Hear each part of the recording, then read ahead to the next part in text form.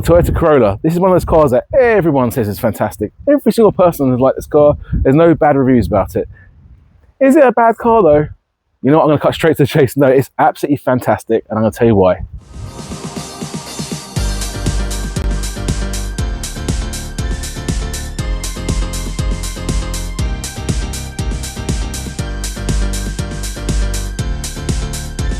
The Toyota Corolla is one of those cars that has been really successful in the world. I mean, it's been around since 1966 and it's the best-selling car. The UK, however, it's not been quite the same. In the UK, the Corolla has been, I wouldn't say hit and miss, but it's definitely been popular, but not as popular as it's been in other parts of the world, like the USA, for example, or even in Australia. In fact, in 2006, they just stopped using the Corolla name altogether and replaced it with the Auris. It's interesting, after 2 generations of Auris, we've gone back to having the Corolla. But at least we went back to the Corolla with a fantastic Corolla. I mean, that's a really good return of the name. It really is a return of the name and return of the legend. This is a fantastic car. There's many things about this car I could talk about, and I'll show to you later on in the review why this car is a fantastic car. But if we start from the actual car itself, this is actually a bit of a saving grace of British manufacturing. One of the few British cars built in England, which is, albeit not from a British brand, but built in the UK. And you know what? It's a testament to the British workforce, because they've done a fantastic job with this car. Thankfully, this vehicle is available in the States and hatchback model. There was a saloon model briefly available that was built in Turkey. A nice car, but didn't have the right engine range. This one did come with a 1.8, and it has a 2-litre engine as well.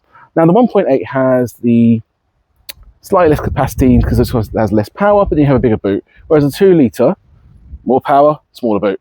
That can be resolved and remedied though in the estate, which I believe is also based on the saloon. So you have a slightly longer wheelbase, you have a bit bigger interior. That was reality.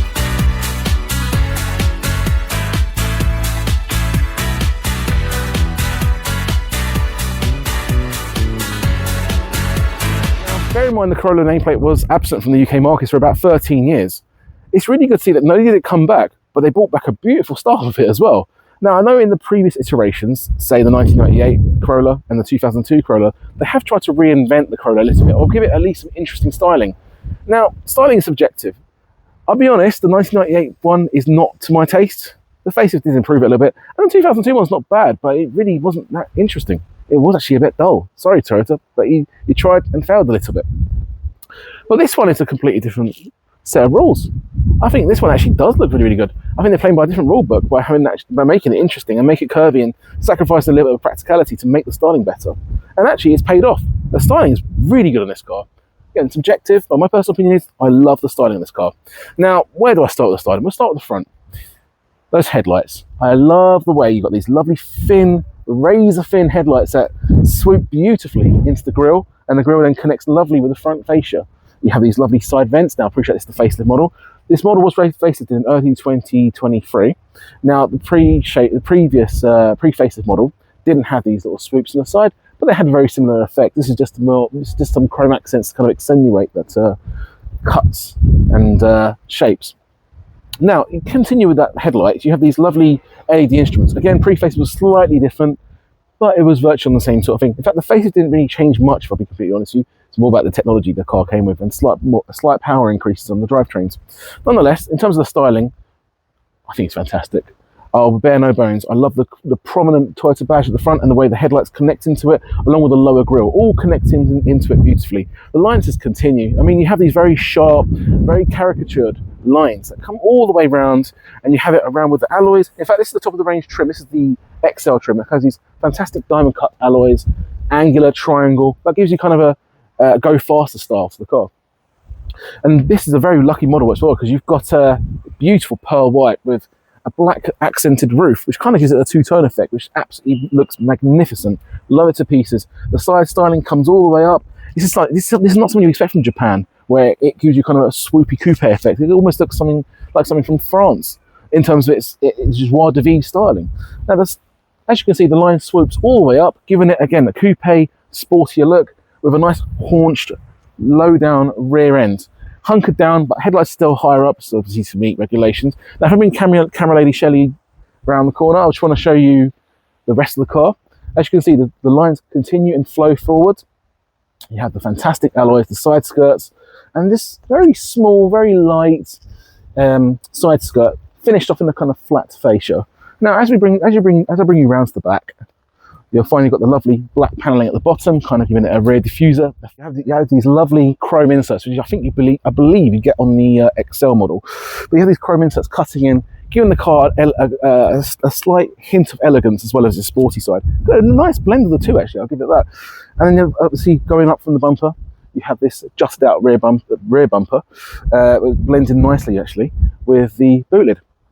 And with that, you have the curves, the haunches coming down from the sides, giving it a kind of low down stance, a more powerful but yet elegant stance. Again, it's a really good combination of the two. The Toyota really struck a chord with the styling on this car. Great way to return the name. And obviously, my favourite part, these tail lights. They cut in beautifully. They are angular, yet they have a hint of softness to them with the black surrounds. Really makes it feel 3D, makes it look stylish. Actually, it has a hint of sexiness to it, if I'll be honest with you.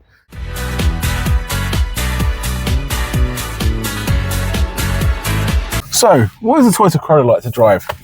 You see, when they released this car in 2019, they set this car up for a bit more of an interesting drive than previous Corollas. The Auruses that preceded it, as well as the Corollas before then, were known to be a bit, dull. They drove alright, they tried, but yeah, it wasn't anything interesting. But this is completely different. They definitely gave it a different suspension setup. I believe it's independent suspension all around, and or at least independent suspension to the rear. Correct me in the comments if I'm wrong, of course, but yeah, independent at the rear at least, and it has a more dynamic edge to the handling, partly due to the steering rack and partly due to the suspension setup. It actually handles brilliantly in the corners. Now, I'm very lucky today. I'm taking this car out on a nice little trip around the wonderful roads of the Isle of Wight. I'm heading towards what is referred to as the military road, and I'm able to get a good caning out the car on these wonderful Island of Wight roads. Now, one thing I find with the handling is that the body roll is very, very limited. It really does push well in the corners. It gives you a hint of Mark 1 and Mark 2 Ford Focus, and I think that's a fantastic thing about this car. You'd never expect that from a Toyota, but it handles brilliantly. I just want to get you, and I know it's gonna be a lovely day, lovely day, lovely day, lovely day, lovely day, lovely day, lovely day, lovely day, lovely day, lovely day, lovely day, lovely day, lovely day. Now, don't get me wrong, there is a few limitations to this car. I do find that in terms of not so much the ride, but the interior is a bit cramped at the rear on the hatchback, especially with the 2-litre engine.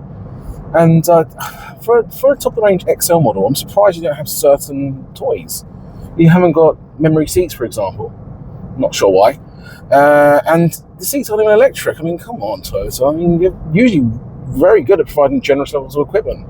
How hard would it have been to just take some of those toys away from the Camry? But anyway, it's a really good car to drive in terms of its handling. It's very, very sharp, precise. You find that this car doesn't lean much, but yet when you go into a corner, it's eager. You find that it's pin sharp in many ways. It's just kind of point and squirt. It wants to go in a particular direction, and it'll go in that particular direction. And that brings us to comfort. Okay, yes, this thing handles brilliantly. It's pin sharp, but at the same time, it's so comfortable in the corners as well. It's wonderful, smooth, dynamic chassis, and yet you have a lovely, comfortable ride as well. It's a brilliant compromise. It really reminds me of the Mark II Ford Focus in many ways.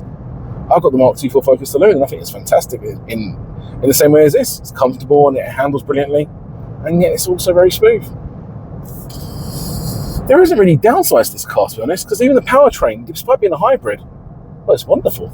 I'm caning it around this wonderful military road in the Isle of Wight, and it handles brilliantly, and yet it has wonderful delivery of power. In fact, I'm not even on sportsman yet, but I put my foot down, it's fine. I really want to give it a full 10 out of 10. It's just the way it drives. Good fuel economy, reliability, decent looks, comfort, excellent handling, decent delivery of power. Everything is wonderful about this car. There's a lot to like about this car, but I can't get the full 10. That rear seat space is marred. It's also dark and dingy. If anyone who's claustrophobic, they're going to suffer with this car. Yeah, I can't do that, and it's such a shame. It spoils what is otherwise a fantastic car. So for that reason, yep, it's a 9 out of 10, but it's a brilliant car, and that's still an amazing score to get. I hope you enjoy this channel. I hope you enjoy this content, and please forget to like, subscribe to the channel, and share the content if possible. If you have any feedback, please leave it in the comments. I look forward to reading it, and I'll see you later in my next video. Bye-bye.